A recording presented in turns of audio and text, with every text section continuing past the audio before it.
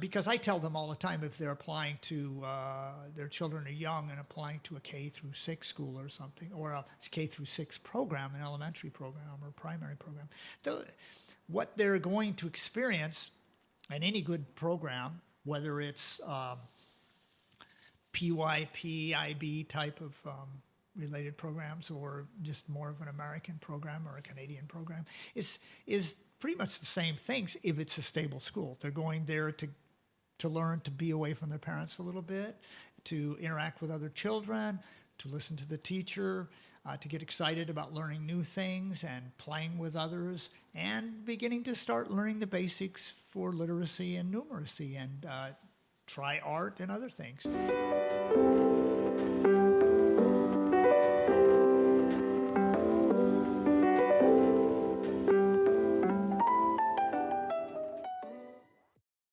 Welcome to International School Times Global. My name is Ivan Fedorov. We're here with John Montgomery, academic consultant. Welcome, John. Well, thank you. I'm glad to be here. You have been an academic consultant for over 30 years. I think this is going to be a very interesting podcast because it gives parents and communities a chance to kind of see the inside part of what you do and the world that you are a part of. Why don't you tell us a bit about your background and what's brought you into academic consulting? Yes. Originally, I've always been a teacher.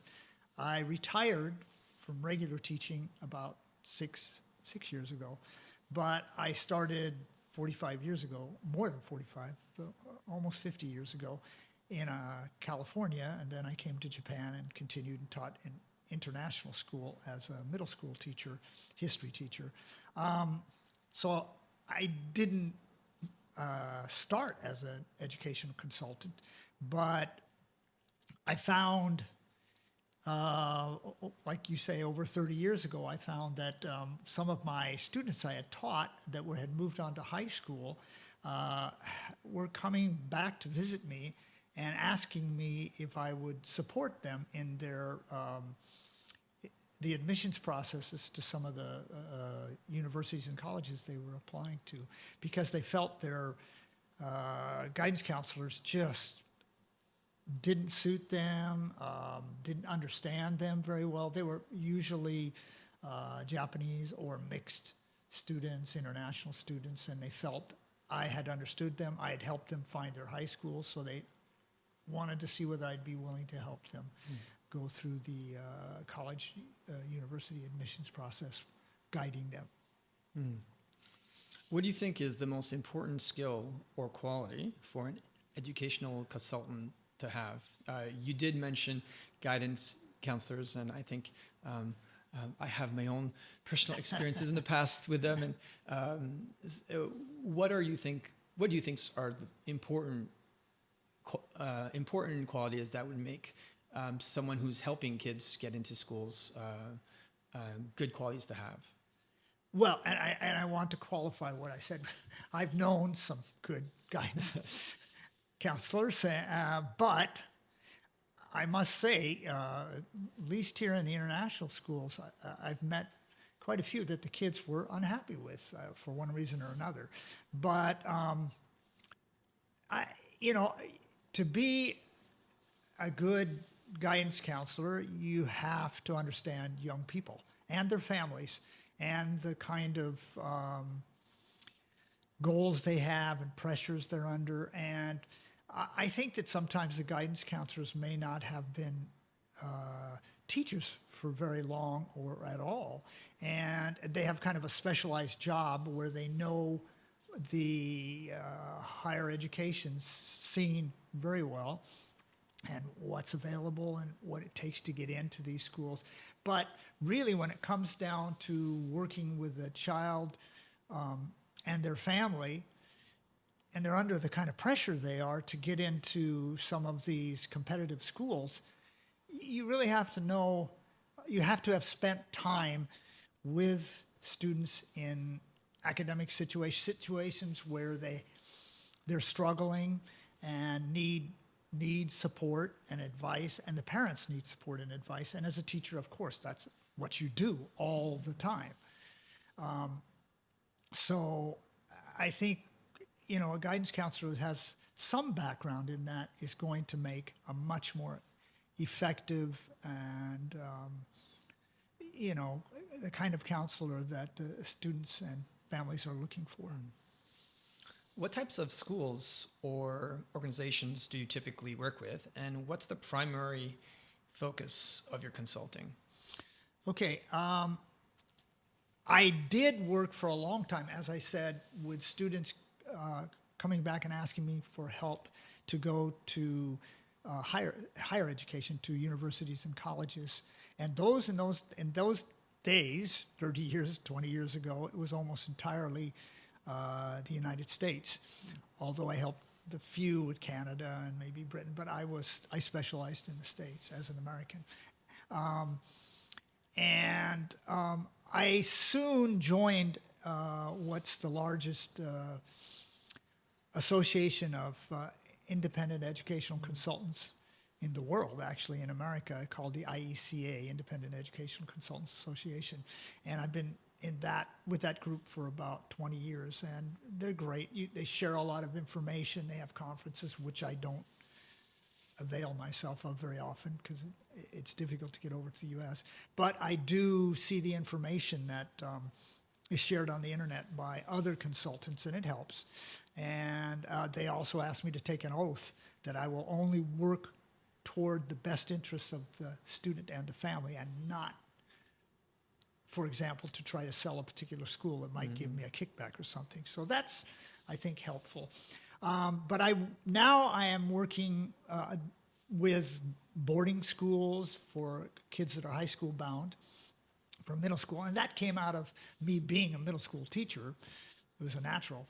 And at my own school, international school, I started taking that responsibility over of helping the ninth grade, our oldest students, find high schools. So that I started doing probably as much as I did with high schools. And then recently, since I retired, I've been working with families of very young children, sometimes preschool, trying to get into international schools here in Japan,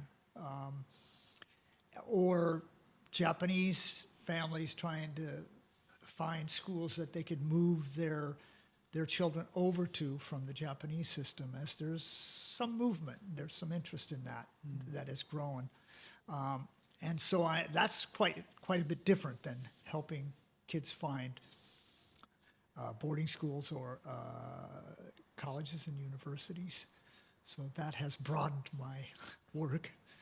And it seems like things have evolved, especially here in Japan, where a typical international school graduate would look overseas for opportunities, the US, Canada, UK, Australia. But more and more, there seems to be that the Japanese universities seem to be more and more open to international school graduates. They have more and more English programs.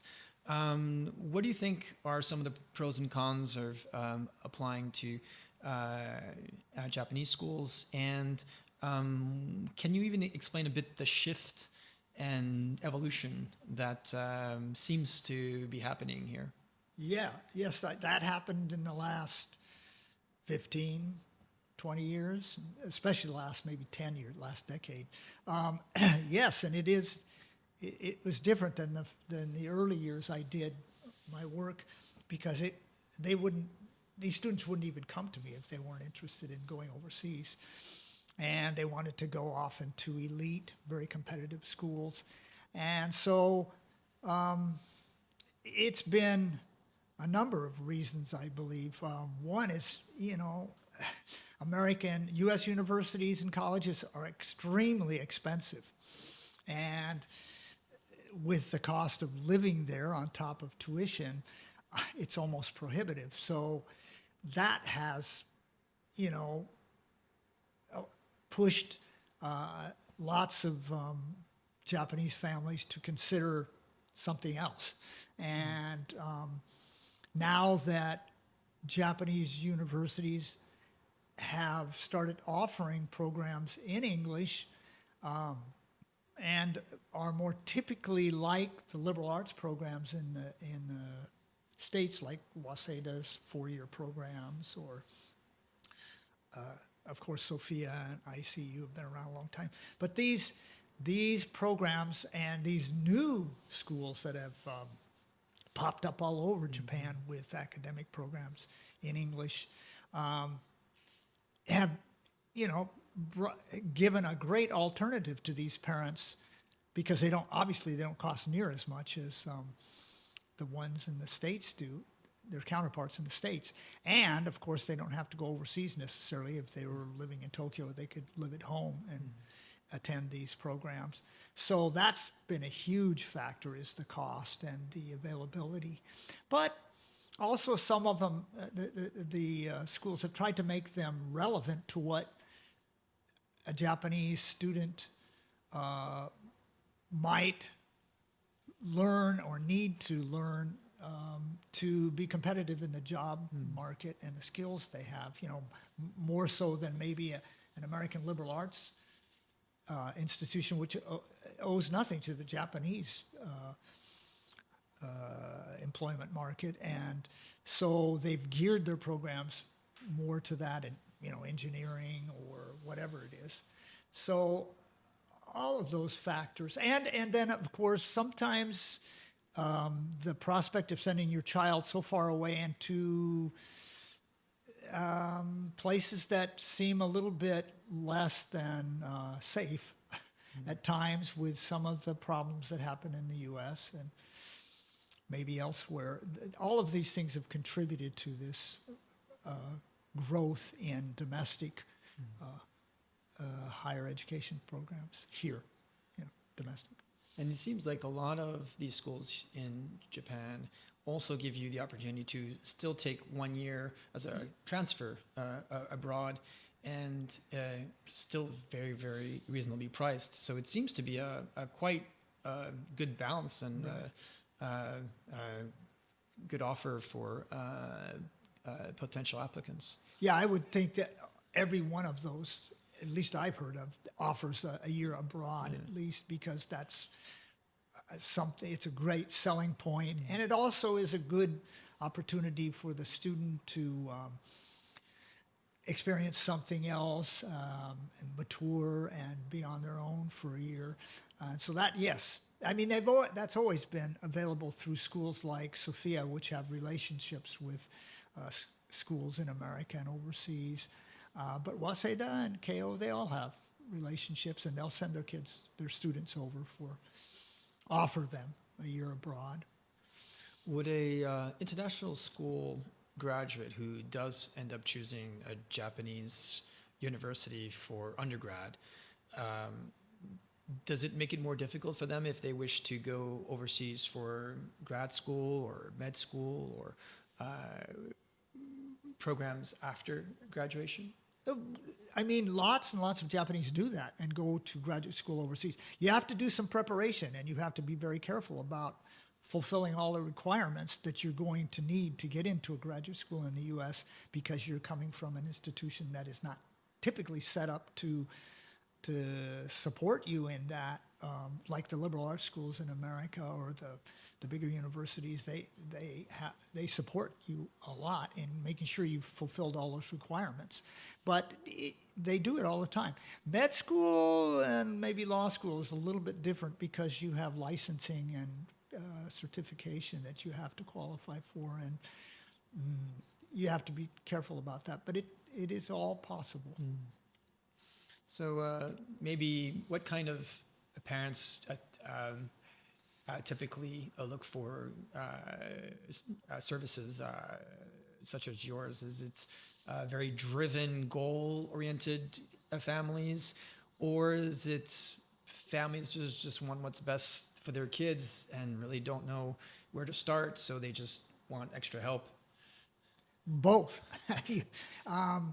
It used to be, because I was dealing with higher education, universities and colleges, driven ones that chose America because they they saw the rankings, and they wanted their kids to have a chance to go to an Ivy League, a name school that they thought would make a difference in their career or their later life. But now that I'm working with younger families and students that want to get into international schools or even elementary schools, those parents are younger and they're less knowledgeable about what is necessary to get their child in there and to succeed, and if it's the right place for the child to be. So they're really looking for advice beyond just showing them the best schools they could get into and what it takes. They want to know, is it the right decision? I hear that more and more. And of course, that's a difficult question because that's, in the end, up to them. But I can help them understand what it might offer their child, and so I spend time with that. But I still have the ones that are driven and that come to me. And actually, maybe I have, once in a while, I actually have a family come in and say, well, we really would like to see our daughter go to medical school and attend MIT. And I'd say, okay, how old is your daughter right now? Well, she's 4, And, okay, well, it's a ways off there, and things do change. Children do grow, and they will do what they want to do. But I said, it's not wrong to hope your child can accomplish something like that or experience that and go to the best institutions. But you might want to mix a little realism into. That's great, because I was actually about to ask you, for families, how early is too early to think about planning or coming up with a strategy for their kids going into the next school? Or is there such a thing as too early? Well, I think with these families I'm dealing with down at the lower end, because... Lower end, you mean age-wise? Age-wise, yes. Preschool. Yeah. That, well, they already feel like they have to get going because kindergarten's coming very soon. And, I'm telling them that they really ought to get their children into a kindergarten, an English language instruction kindergarten or even preschool, if they want their child to go through a system that is an English instruction program, because it becomes much more difficult if you wait and say try to move your child over from a Japanese school that's been completely in Japanese at 4th grade or 5th grade. It's very difficult because they have to have grade level proficiency. That's what it takes. And it becomes harder and harder the older they get and the less opportunities they have to develop their English. So in that sense, they need to get going as early as they can. But as far as talking about later on, yeah, you have them talk about that. But I think, I'd say most of the Japanese are sensible, and you don't hear them talking about MIT at 4 years old that often. It's funny you mentioned MIT. I'm sure parents probably have a dream school for their child, or kids, once they reach a high school, they probably start to form their own preferences. Right. But what are some things you think that families, parents, and students alike should try not to get baited into when it comes to schools? A lot of schools might have a little bit of smoke and mirrors, a little bit of eye candy, things to catch people's attention, to lure them into the school. What are some things that maybe families might pay too much attention to and really shouldn't? Well, I don't really approach them in a kind of negative fashion, what not to look for, but I do talk about what they should look for, and that's, a school, especially if you're talking about elementary schools or well, even K-12, but accreditation, that the need, they hope that the school has some kind of well-known accreditation like WASC or CIS or other ones. The guarantee that kind of accreditation gives as far as stability and teachers that are professional and a curriculum that is viable and will build the skills they need is very important. And so they need to try to make sure that the school has something like that.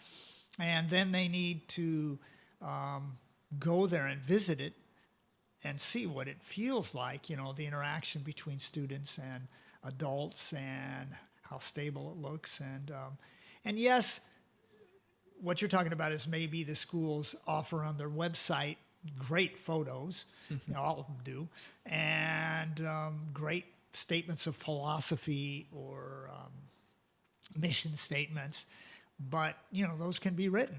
And they also start to sound kind of the same as you go from website to website. Right. And so and it is important to have statements of mission and a philosophy. A school needs to know why they're there and what they're trying to provide.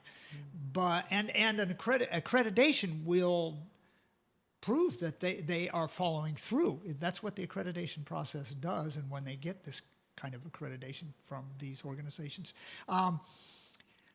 but they may say things about their curricular program being really great, and you might have to be careful and read that and ask questions about it to make sure that it really is as good as it sounds, and if it fits your child. Because I tell them all the time, if they're applying to, their children are young and applying to a K through 6 school or something, or a K through 6 program, an elementary program or primary program, what they're going to experience in any good program, whether it's PYP, IB type of related programs or just more of an American program or a Canadian program, is pretty much the same things if it's a stable school. They're going there to learn to be away from their parents a little bit, to interact with other children, to listen to the teacher, to get excited about learning new things and playing with others, and beginning to start learning the basics for literacy and numeracy and try art and other things. And that's going to be the same in any of those schools, no matter what their any basically good accredited elementary school will offer a program that deals with that, as long as they've got professional teachers. So you want to know that, first of all, and not whether it's got this long history or beautiful architecture or something. You want to go and take a look. Ask questions. And don't listen to gossip. That's a difficult thing, because people will tell you things that they've heard, and it gets multiplied, obviously. And prospective parents should ask, the institution, because you want to hear it straight and what's honest. What changes and trends do you see in education and over the last couple of years, and how do you think that's changing your approach or shaping your approach in consulting? Well, I mean, it depends on the level. If you're talking about the younger students and the ones I've been talking about with K through 6 or K through 12, there's this big movement with the Japanese to really upgrade their programs as far as having an international component. And of course, the English language thing is always a challenge for the Japanese, because I don't mean to be super critical, but the Ministry of Education takes a long time for them to get moving on things. And Japanese are getting impatient and tired, and they want to see some movement there. And these schools are trying to answer that need.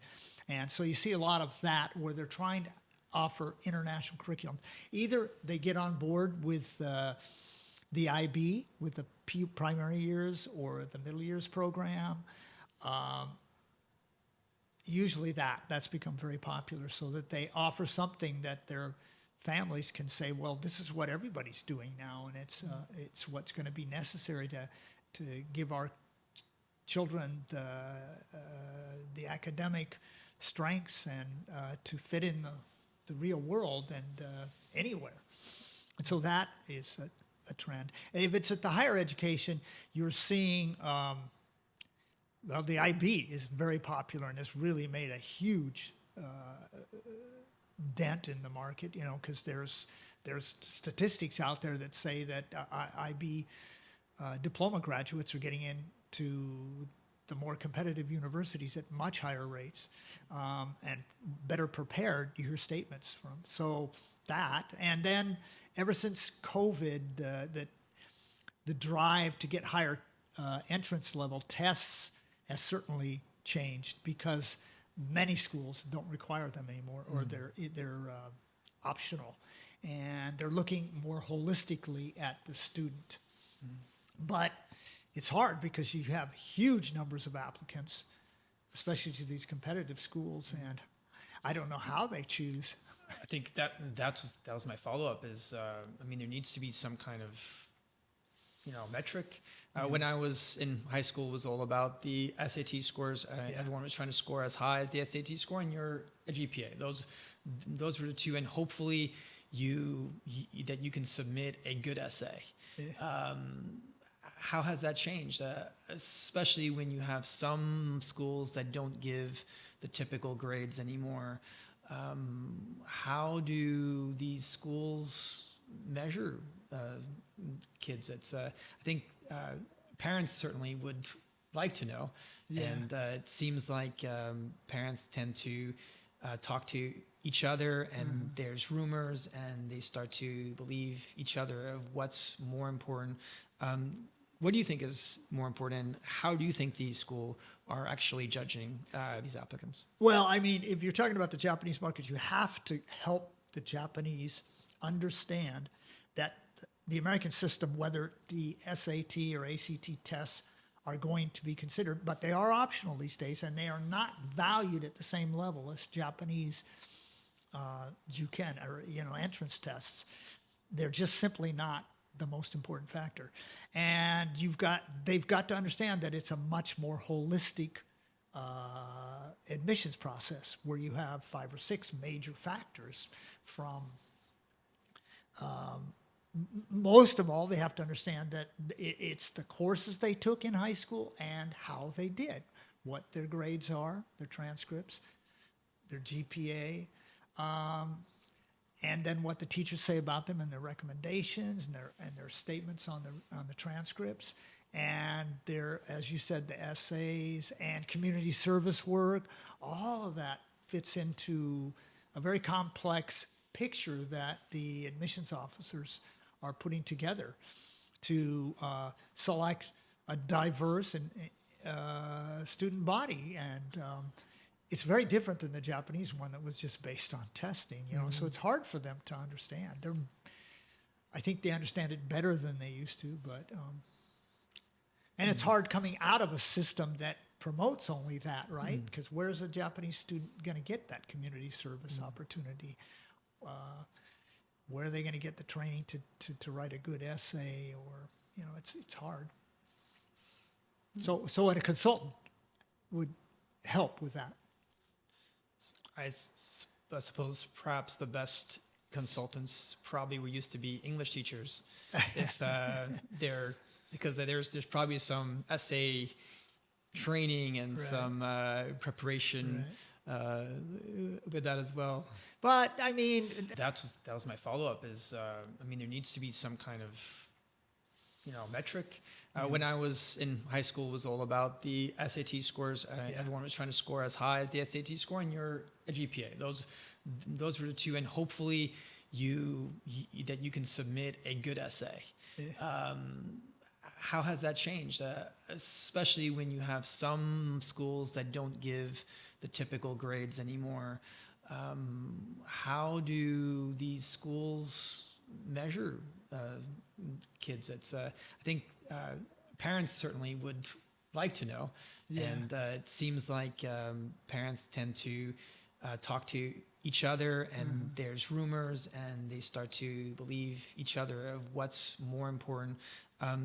What do you think is more important? How do you think these schools are actually judging these applicants? Well, I mean, if you're talking about the Japanese market, you have to help the Japanese understand that the American system, whether the SAT or ACT tests are going to be considered, but they are optional these days, and they are not valued at the same level as Japanese juken or entrance tests.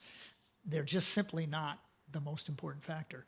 And they've got to understand that it's a much more holistic admissions process where you have 5 or 6 major factors from most of all, they have to understand that it's the courses they took in high school and how they did, what their grades are, their transcripts, their GPA, and then what the teachers say about them and their recommendations and their statements on the transcripts, and their, as you said, the essays and community service work. All of that fits into a very complex picture that the admissions officers are putting together to select a diverse and student body, and it's very different than the Japanese one that was just based on testing. So it's hard for them to understand. I think they understand it better than they used to, but and it's hard coming out of a system that promotes only that, right? Because where's a Japanese student going to get that community service opportunity? Where are they going to get the training to write a good essay? Or it's hard. So a consultant would help with that. I suppose perhaps the best consultants probably were used to be English teachers, if because there's probably some essay training and some preparation. Right. With that as well. But I mean, the kind of essay that at least the American schools are looking for aren't necessarily, written by somebody who's an English major or something. They really hope that they get something that really reveals something special about that student. So of course they have to be well written, but consultants are all kinds of people. What can parents do to support their kids outside of the classroom? So obviously there's making sure that they do their homework, talk to the teachers, hire an educational consultant. But parents spend quite a bit of time with their kids. Well, some parents do. What can they do to best support them, and so that maybe not necessarily parental goals, but that at least the kids can have a higher success at reaching their own goals? In preparation for entering schools or universities? Yes, but perhaps there might also be some non-traditional paths as well. So, of course, I'm sure most parents want them to go straight into college and go to the best college. But there are some cases where some students might want to do and take a year off, or do perhaps go into the arts, or they want to maybe work at the beginning. But I'm more thinking about if a parent has hired a consultant and is on top of his homework and his or her homework, but is there something that they can do that's supportive, that perhaps you might find families that are just overlooking?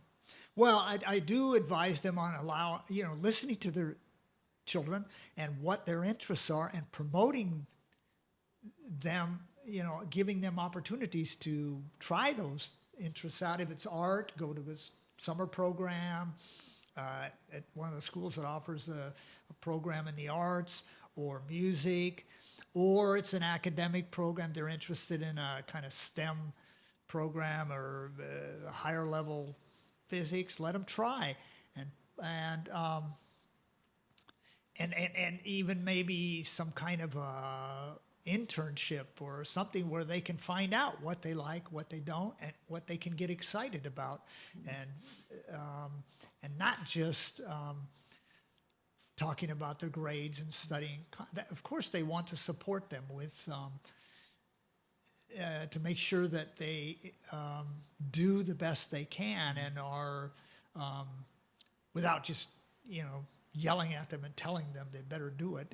Just helping provide an environment where they feel motivated and that it's the right thing to do their work and enjoy it and be brave enough to ask the teacher for support when they need it, and ask their parents for help. But to be ready maybe to help them with a program in the summer or something that develops their interests. Find out because that's the only way they're going to find out before university which direction they might want to go. Because 50% of all kids that apply to universities do not declare their majors because they just don't have any idea yet, which is okay. But it's nice to get going and try different things so they can find out. What do you think parents and even schools you feel are getting wrong when it comes to helping kids be successful? And we don't have to name names, but just you have so much experience and you've seen so many cases. What do you feel like people are getting wrong, or the thinking might not be the right way of looking at student admissions? Well, not giving their children an opportunity to see what's available with a kind of open mind, and let them come to conclusions about what they might be interested in. And of course, the parent can be realistic and tell them, well, that's going to be awful hard to find a career, or awful hard to, what are you going to do with that? That's okay, and discuss it with them. They'll probably appreciate that, but they need to listen. And I hear that sometimes. And although not as much as I used to. Okay. So, that's always been the classic thing, is if they're telling them they can only go. I heard that the other day, a mom that she's going to start a Japanese mom is going to start a business in Texas, actually, and that her son was going to an IB program and here in Japan, and he was he was having me help put a list together, and he had a good list of schools that he thought interesting. He had specific things he wanted, like a small school and a good quality liberal arts, and then all of a sudden she wanted him to be nearby her in Texas. At 18, going into college, after he's proven himself as a decent student. I thought that's difficult, and that's not going to work out well. And I told her so. But I said, in the end, you can do whatever you want. He's your child. But from my experience, I wouldn't recommend that. What's the most rewarding part of being an educational consultant? Is when you find out somebody gets into the schools of their choice and they're so excited about it. And often if I've had them for a while, like a few years, and they've had a struggle, and they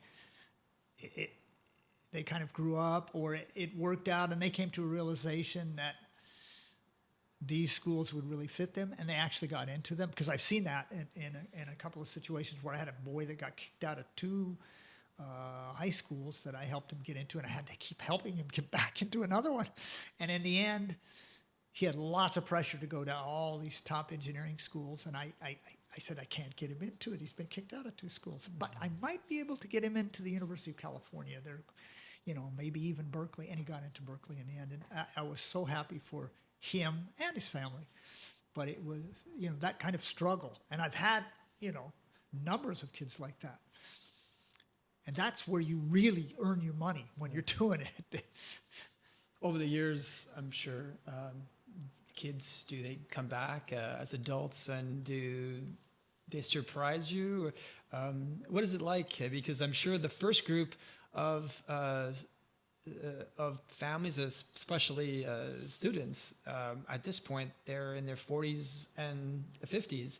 So does it surprise you at all? Or do you see how the kind of impact that you've had on, someone's life years after?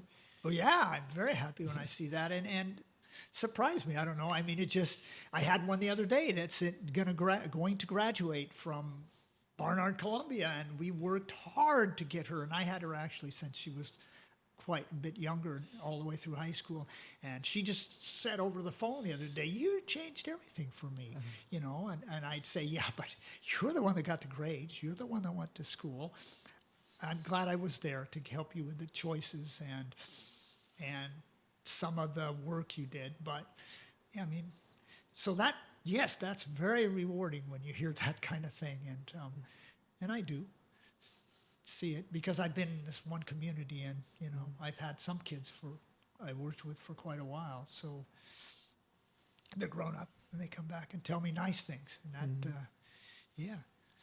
If someone would be interested in doing the kind of work that you do now, and with all the experience you have and the ups and downs, what's the advice you might give them?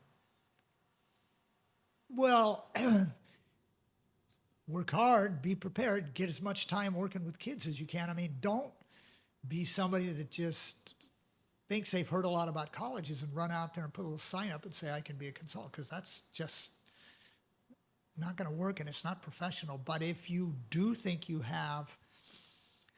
put the time in and you've been working with kids for a long time and you think you could help them and you're very interested in seeing them be successful,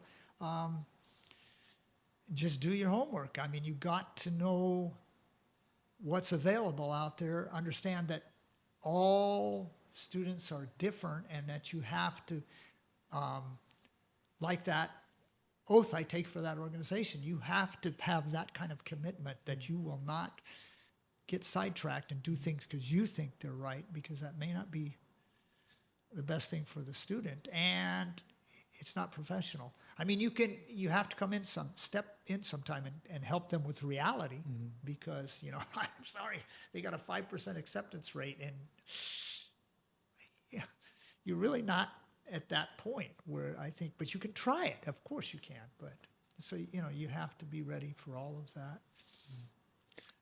Wise advice. Thank you so much. Okay. That was John Montgomery. Thank you so much, John. Yes, it was fun talking Thank you. about it. Made me think of some things I hadn't thought about in a while.